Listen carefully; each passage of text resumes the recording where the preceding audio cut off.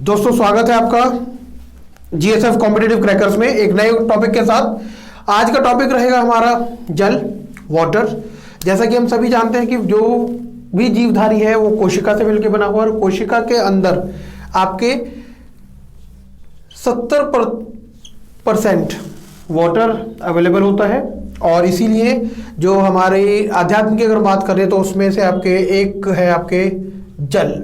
5 मूलभूत तत्वों में से एक है जल और वही जल हम यहाँ डिस्कस करेंगे। तो जल को एक नॉर्मल एक इकोलॉजिस्ट के बिहाफ पे देखें तो 3 अलग अलग कैटेगरीज में डिवाइड किया जाता है। पहला है मृदा जल, दूसरा है वायु जल और तीसरा है आपके भूजल। तो मृदा जल की जब हम बात करते हैं तो मृदा जल में आपके सॉइल वाटर, जो सॉइल के अंदर उपस्थित जल है जिसको पौधे अपना लगातार भोजन बनाने में, आपके प्रकाश संश्लेषण की क्रिया में यूज करते हैं, तो उसको हम बोलते हैं आपके सॉइल वाटर। इसमें आपके जो प्लांट यूज करते हैं वो होता है आपके कैपिलरी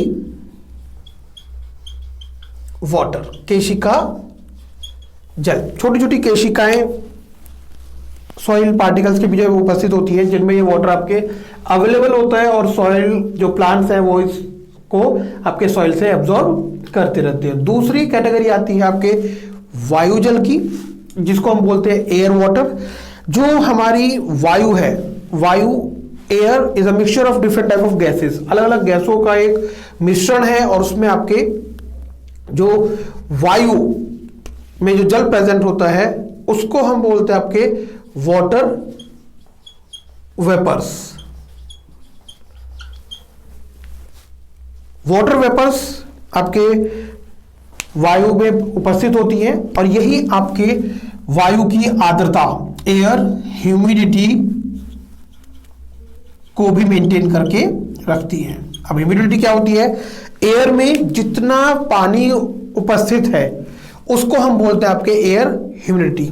इसके बाद जो नेक्स्ट है भूजल। भूमि के अंदर, भूमि के नीचे जो पानी चला जाता है उसको हम बोलते हैं आपके भूजल, भूमिगत जल, ग्राउंड टेबल वाटर। जब जल आपके पृथ्वी पर मृदा पर आता है तो वो मृदा उसे अवशोषित करके नीचे पहुंचा देती है और पहुंचाने के बाद जो सारा का सारा वाटर है वो एक जगह इकट्ठा होता रहता है और उसी को फिर समय समय पर हम अलग अलग तकनीकों द्वारा, जैसे पुराने समय में कुएं खोदे जाते थे, आज के टाइम में आपके सबमर्सिबल होते हैं, ट्यूब वेल्स होते हैं, तो उसके सहारे हम उस पानी को प्रयोग में लाते हैं। इस पानी का प्रयोग जो पेड़ पौधे होते हैं वो नहीं कर पाते हैं, लेकिन जो मनुष्य हैं, हम लोग अपने लिए जो फसलें तैयार करते हैं उनके लिए एक जो सिंचाई का साधन होता है उसके रूप में हम इसको यूज करते रहते हैं। तो इस जो जल ग्राउंड टेबल वाटर है, इसके साथ एक समस्या और हो रही है क्योंकि ग्राउंड टेबल वाटर आज सारा का सारा कंक्रीट होता चला जा रहा है, जिसकी वजह से वो जो पानी है जो आपके बारिश होती है, बारिश होने के बाद मृदा से होते हुए जो नीचे ग्राउंड टेबल में जाना चाहिए था, भूजल में जाना चाहिए था, वो वहां नहीं पहुंच पा रहा है, जिसकी वजह से हमारा जो ग्राउंड टेबल वाटर है, भूमिगत जल है, वो धीरे धीरे करके कम होता चला जा रहा है। वाटर किसी भी फॉर्म में है आपके, चाहे तो आप उसे सॉइल वाटर की बात करें, चाहे हम बात करें एयर वाटर की या ग्राउंड टेबल वाटर की, किसी भी जीवधारी के लिए जल एक बहुत अहम रोल प्ले करता है। जो प्रकाश संश्लेषण है, अगर हम प्रकाश संश्लेषण की बात करें तो जल plus carbon dioxide CO2 Surya Prakash की उपस्थिति में और क्लोरोफिल के साथ मिलकर आपके कार्बोहाइड्रेट,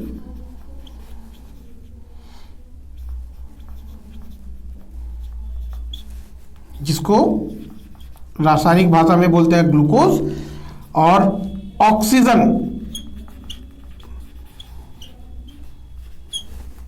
जिसको बोलते हैं आपके वायु, जीवन वायु।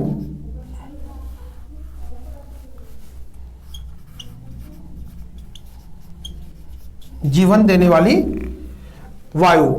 तो आपके जो जल है, बिना इसके हम पौधों के लिए भोजन निर्माण और जीवधारियों के लिए, चाहे वो पेड़ है चाहे पौधे हैं, उनके लिए हम किसी भी तरीके से कोई भी आगे बात नहीं कर सकते हैं। भोजन बनाए, चाहे आपके ऑक्सीजन की बात कीजिए, हमारे लिए जल, जीवधारियों के लिए जल एक अहम रोल प्ले करता है। आज के लिए जल टॉपिक में इतना ही। इसके बाद एक नए टॉपिक के साथ अगली क्लास में हम आपसे मिलेंगे। धन्यवाद।